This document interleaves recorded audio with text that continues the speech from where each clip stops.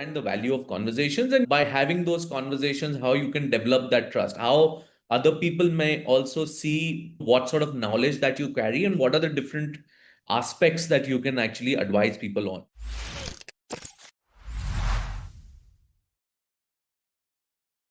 Hello and welcome back to the Superlawyer YouTube channel. Today we are delighted to welcome Varij sir. Varij Sharma sir is the founder of Gravitas Legal and is a distinguished expert in corporate and commercial laws, white-collar crimes and investment funds. With extensive experience advising Fortune 50 companies and various financial institutions, he has played a pivotal role in structuring complex transactions, ensuring regulatory compliance, and resolving high-stake disputes across diverse sectors. A graduate of NLU Jodhpur, his sharp legal insights continues to shape the firm's dynamic corporate practice. We welcome you today, sir. My name is Anshi and I work as an associate with the Superlawyer team. At Superlawyer, we showcase inspiring journeys of legal professionals, offering valuable insights that greatly motivate and benefit our readers, which are the younger legal community and the general lawyers that are our viewers. Thank you so much for joining us today, sir. I request Divya ma'am to now please continue the conversation.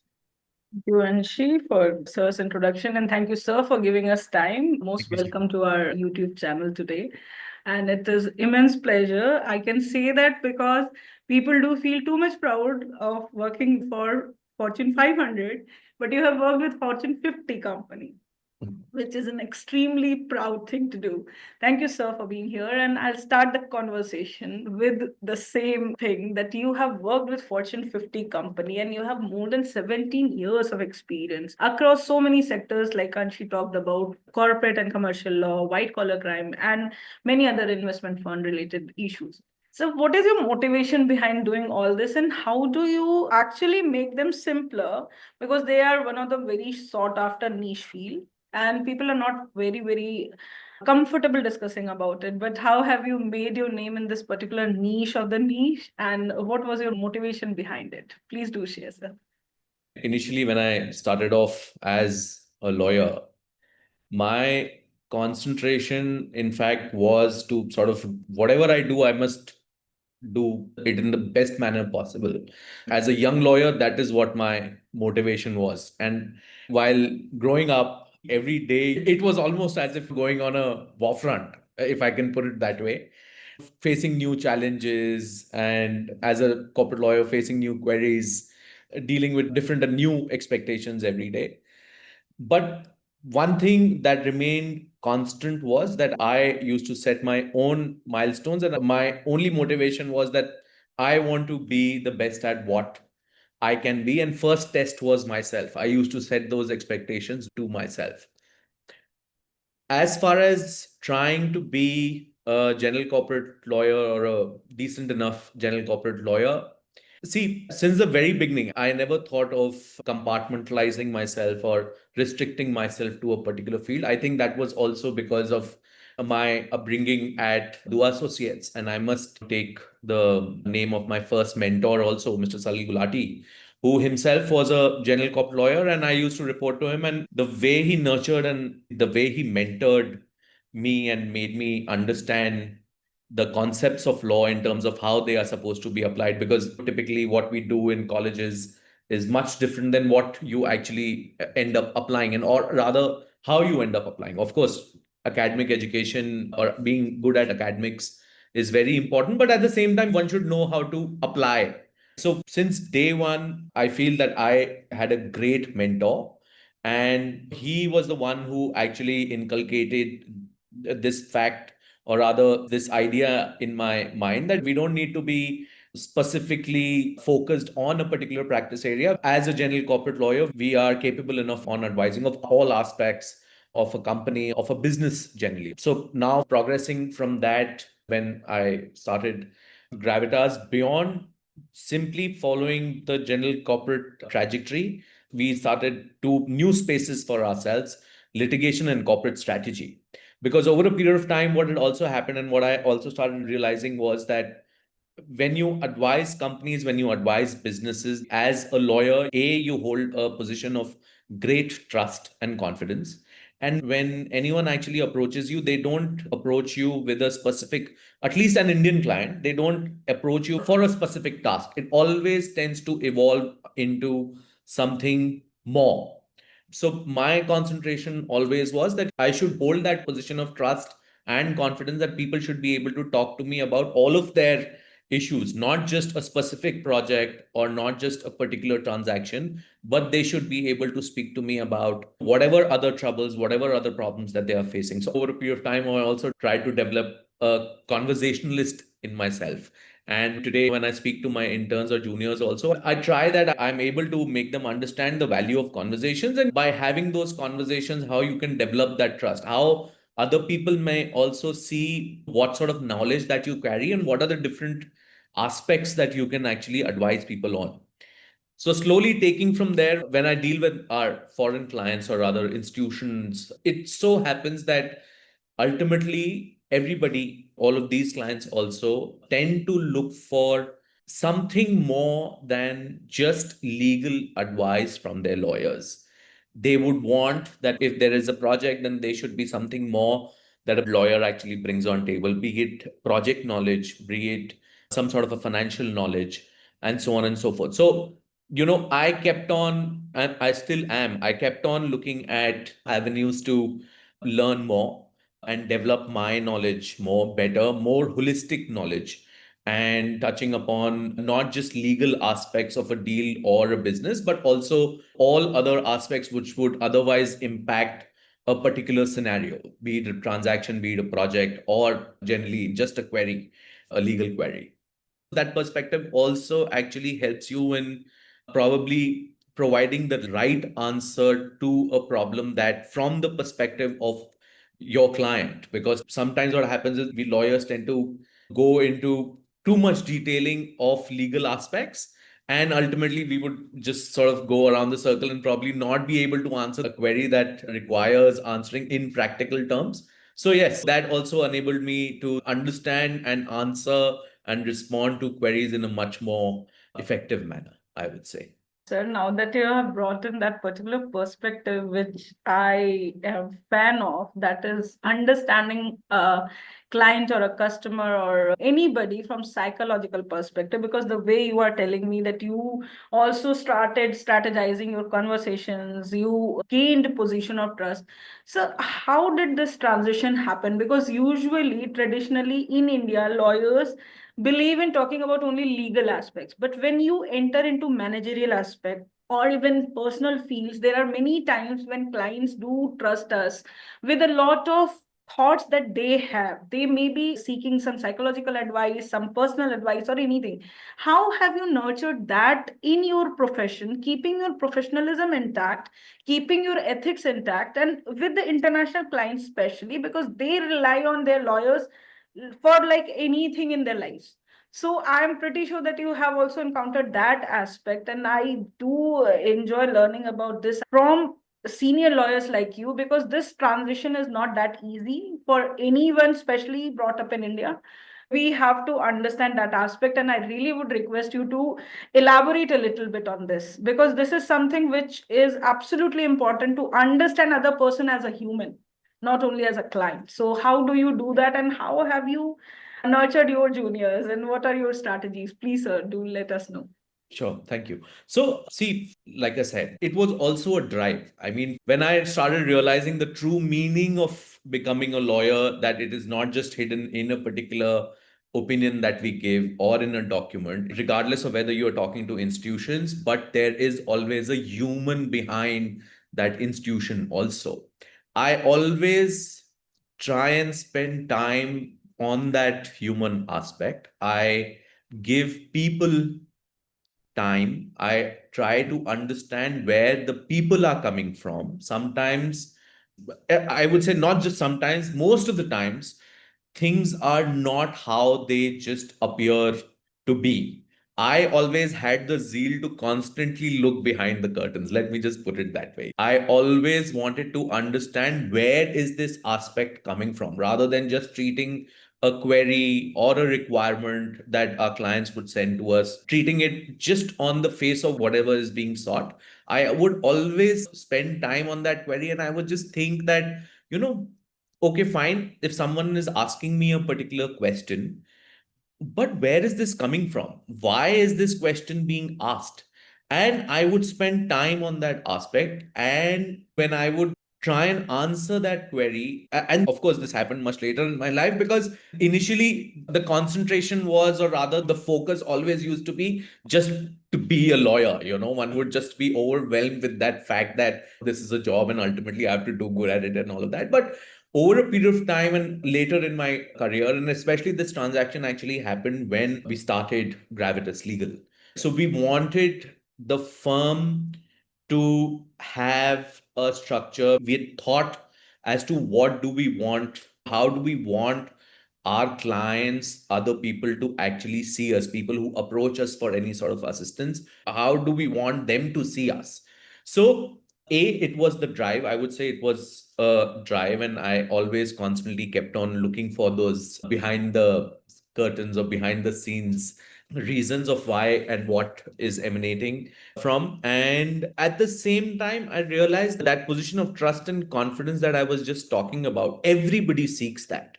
I don't think that either it be an Indian client or a foreign client or an individual client or otherwise small business, medium business, whatever, they would always want their counsel, their lawyer, to gain that position of trust and confidence. And that position of trust and confidence, no matter how sound we are as a firm ethically or what sort of name we have, generally how people know us, that position of trust and confidence is always reserved for that individual that you're interacting with. For our clients, that position of trust and confidence always will be with the individuals that they are actually interacting with. So when I interact with my juniors, my ex juniors also, whenever I have interacted with them on these aspects, on these lighter or rather more subtler aspects of relationships, I've always tried to tell them that, when your client is actually approaching you, there is always something more. And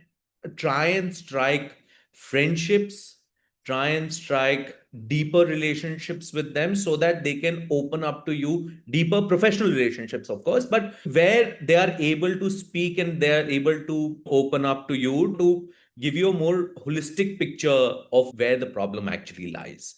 It has so many times happened that people who have been representatives of my corporate clients have also ended up approaching me for their personal issues.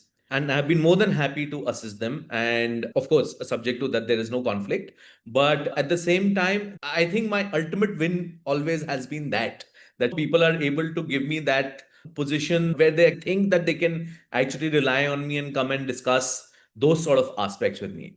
The last thing that I would like to add in this is that I have been a very, very open communicator with my clients. If I have not felt, and look, a general corporate practice is actually quite different from other corporate practices because we are exposed to lot many dimensions of a corporate than other, I would say, focused practices.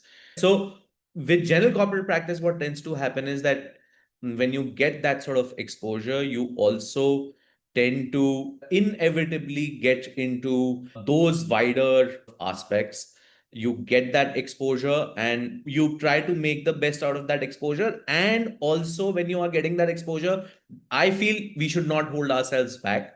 We should be able to communicate very, very clearly what we as trusted counsels believe that a client is exposed to. Sometimes I've seen that sometimes people shy away from it. That if someone has asked me a question on Companies Act, I will just answer that query. But I've never been that, frankly. I can say one thing that I'm very happy about myself as a professional, as a lawyer, is that I've never stopped myself from advising my client and being that voice in their ears saying that this is right and this is wrong.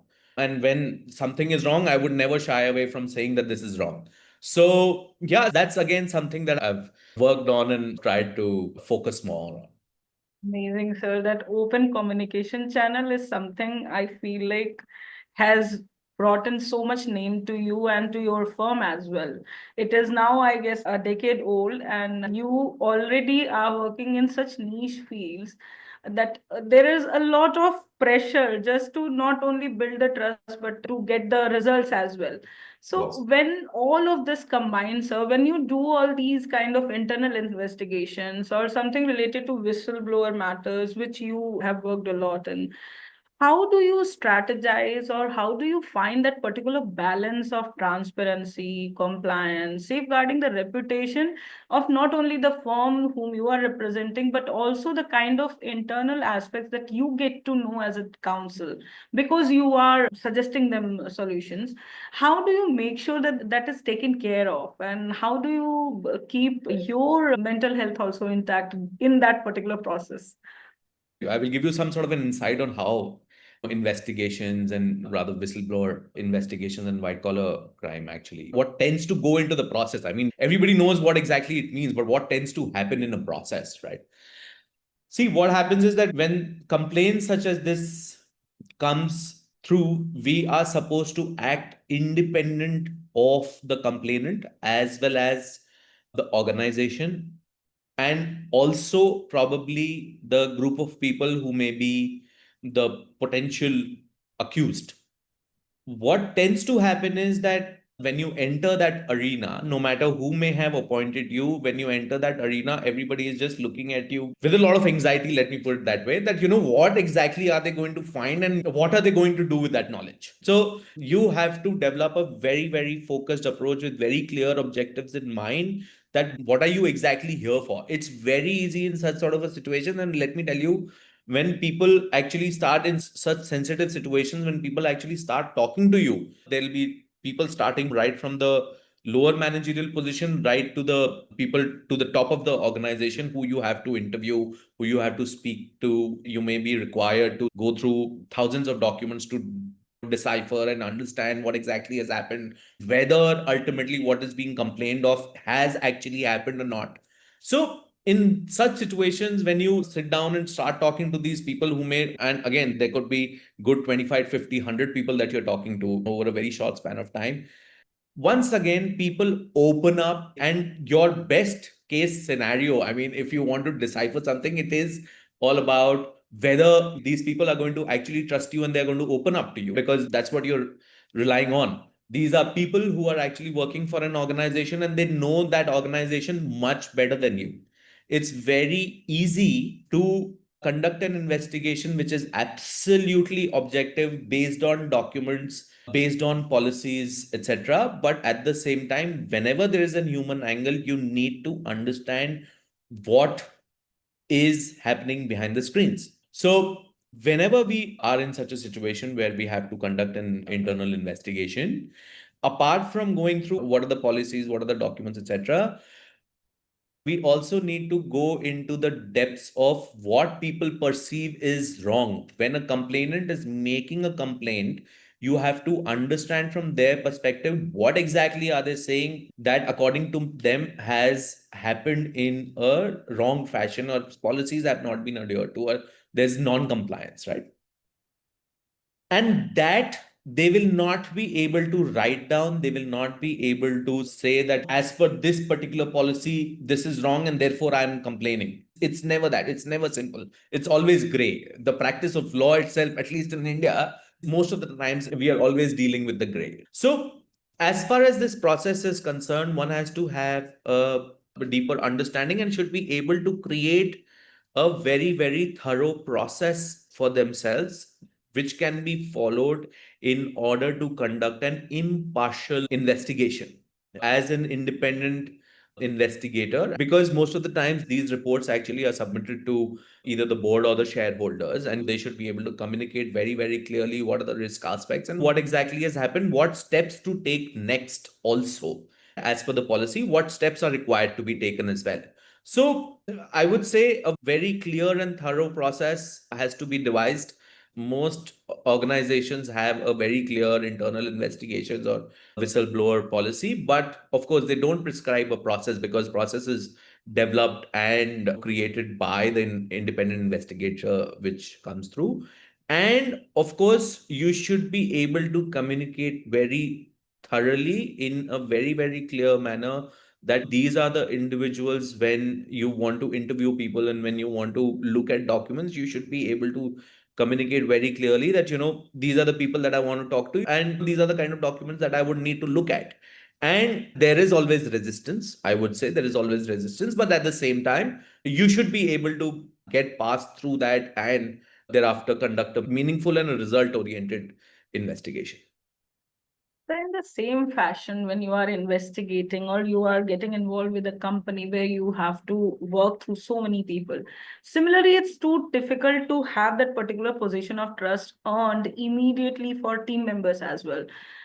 But overcoming that challenge, you already started your Gravitas Legal like a decade ago. And now comes the question, how did you find the best team members for yourself where they understand you and you understand them and you both have that position of trust for each other? And the kind of global presence you are making now, how has that been possible, and what were the strategies that you probably followed while you're building that trust and having this particular team to have the same trust in you? See, legal practice has changed a lot in the past decade or so. When we established Gravitas Legal back in 2015, I think that was around the same time there was this spurt of new generation law firms. I think that was the time about 2014-15 when there were a lot of breakaway firms that started coming through. The idea at that point in time was our main motivation, rather, to start with Gravitas Legal was that we wanted to create something new and something better than what we had seen and what we had experienced. There were things that we wanted to do differently and probably advise differently, probably conduct the business differently, probably administratively, we wanted to set up something new and different. Probably partnership structure wise, we wanted to create something new and different. So, primary motivations were these. I am extremely thankful for all the people who have in the past 10 years worked with us, because each one of them has not only been instrumental in our growth, but also has always ended up teaching us something new. I think the number of people or the newer people that we have worked with, they have kept us grounded in our upbringing also as a firm. Because, like I said, in the past 10 years, the practice of law, the practice of law firms has changed drastically. The market has changed drastically. There are opportunities like there have never been before. If you are a hardworking, focused person, there are opportunities galore for youngsters. At the same time, there is freedom. And I would also say that the perspective of clients has also changed. Clients have become very, very result oriented, and they also allow the freedom that is required by lawyers and law firms to operate. The advent of so many newer firms actually shows that there is enough institutional work, there is enough corporate work that is in the market, and that actually shows the maturity that the Indian clientele is also achieving slowly. Of course, there are foreign clients also, but the Indian client has also matured that they don't want to go to the same old lawyers or same old law firms. So the entire ecosystem has matured quite a bit. As far as my younger colleagues are concerned, younger colleagues or colleagues, my contemporaries are concerned, like I was saying, we are extremely thankful to them that they have spent the time that they have spent with us and helped us grow immensely. There are a lot of our ex colleagues who have now probably moved on and taken new roles in either different law firms or in house. And actually, when I look back and when I remember where we all had started from, and when I see that time has run so fast and people have grown so much, and the growth has been mutual, frankly. So that actually shows that perhaps we were doing something right, and probably somehow slightly we also contributed in their growth. I would say in that case, more than that position of trust and confidence, I think it was mutual confidence. Like I said, in the past 10 years, there are opportunities galore in the market, and still people trusted us, worked with us, and have been participating our journey. Very thankful for that.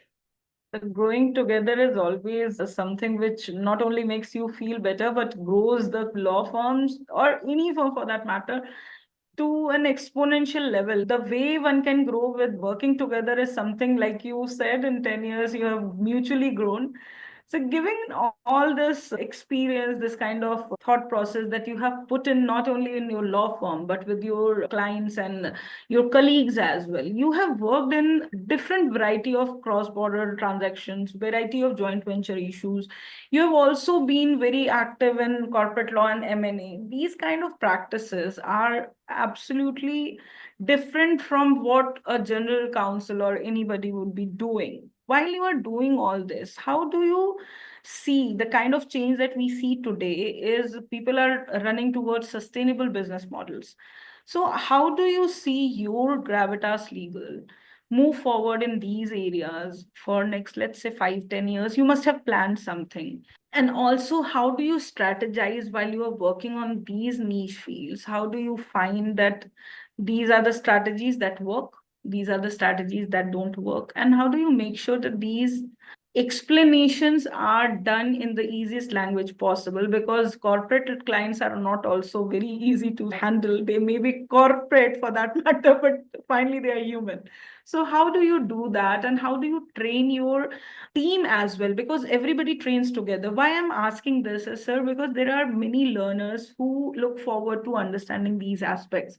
Once they enter, they feel overwhelmed with a lot of aspects. Maybe they can be mental things, it can be psychological aspects, there can be overwhelming amount of money as well. So how do you make sure you are grounded, your team is grounded, and work is also done beautifully as you are already doing? I know the question was a little long, but I really will request you to shed some light. Sure. Just concentrating on first part of your question that, considering the various areas of my practice or the firm's practice. So the firm actually practices general corporate, M&A, private equity, venture capital. We have a great and flourishing insolvency and restructuring practice, project finance, and we also do corporate litigation, indirect tax, criminal law. And they have developed, and let me just tell you this, we had started off with in the first instance. We started off as a boutique project finance law firm at that point in time. And then thereafter, we picked up. I was only 6 or 7 years into the profession when we had started. And I was responsible for building the general corporate and ancillary practices, as I call them. So, general corporate and M&A and PE, VC, funds, insolvency, restructuring, corporate and litigation strategy. Everything came later. We were first a boutique project finance law firm. When starting off as project finance law firm, and when we saw that this is the only practice area that we are starting off with, our first concentration was on doing what we do best, which was project finance. Soon, when people also realize that now we are independent of any other tag and this is the ship that we are running, people would approach us, clients would approach us with different requirements. As from a young lawyer's perspective, yes, you have to learn. You have to learn, you have to study. While practicing, also, you have to study. I have, despite having started Gravitas, while today it seems that time has flown like anything, but it has been a journey which has required a lot of hard work. When you look at building new practice areas constantly, there are also things that you are dealing with for the first time and practice areas which you have probably earlier not touched upon. There has to be an approach that you have to develop. It's like how it goes for any lawyer who is just passing out from a law school and entering this business when they are a complete clean slate. When you start a practice area as a partner, also, or rather as a leader at a law firm, the idea is that you should develop first a deeper understanding at your end of what you're dealing with or what you're approaching. What is that practice area that you want to master? Or rather, you should be able to go out there and say that we can do a major value add to whoever we are supporting in a new practice area. And then building credibility. Yes, organizations, institutions just don't line up outside your door to give you work. You have to show them that you can actually perform. And there are a lot of smaller things that you would start with, things that make them gain confidence in you. And they should also be able to give you those opportunities. So, from a young lawyer's perspective, I would say that yes, these are not the times when you can be completely oblivious to whatever is happening around you, and you can just, like this, you can just go enter your office, do your work, get up and go and live your lives. But one should be actually looking constantly at developing themselves as a professional, keep on adding value into your own personality also.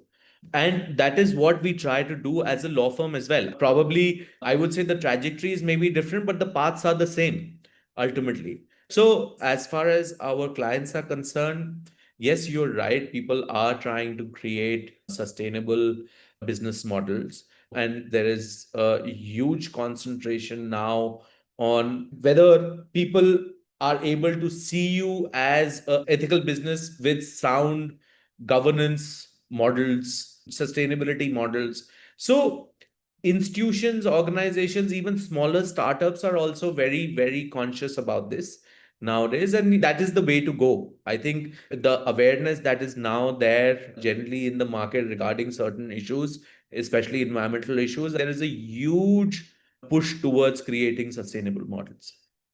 When you are talking about all these strategies and everything, I would now come to the base strategy that you follow to keep yourself, your health, your mental health, and your team's mental health and physical health as well.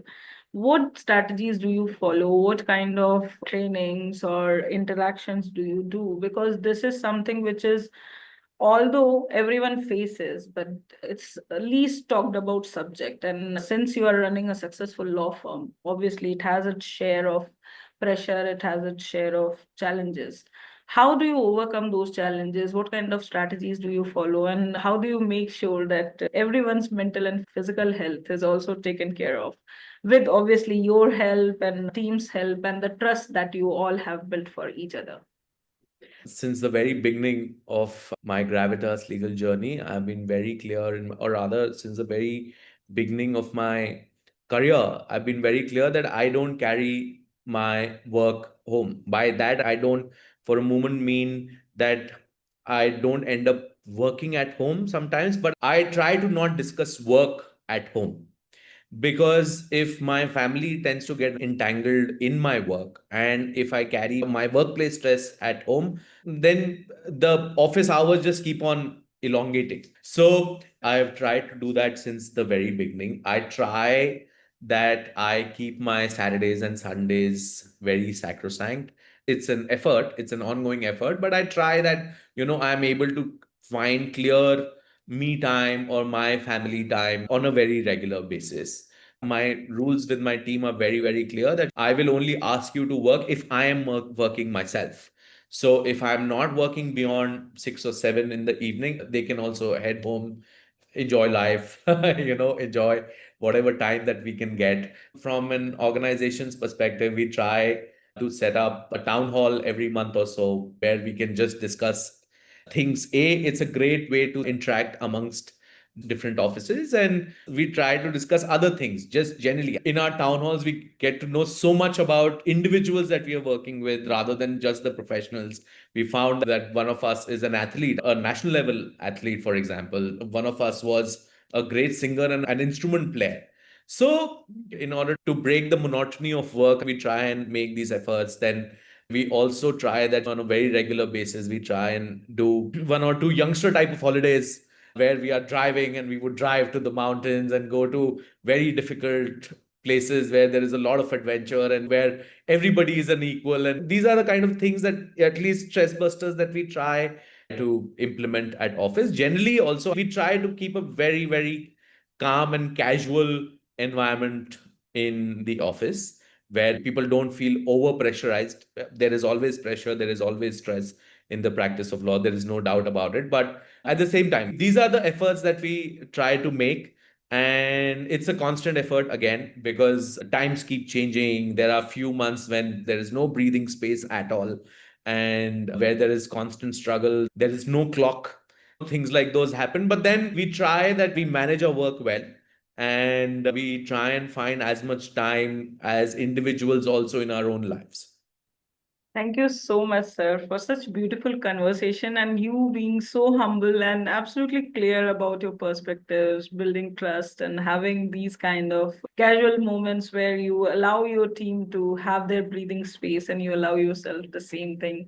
I'm your host, Divya Devedi. Today we have with us Varij Sharma, sir, who has absolutely amazing way of dealing with things, connecting with people and building that particular trust. And thank you, sir, for giving this much time. It has been an immense pleasure for our Superlawyer team to have you here. Thank you, Absolute Divya fun. ji. Thank you, sir. Thank you.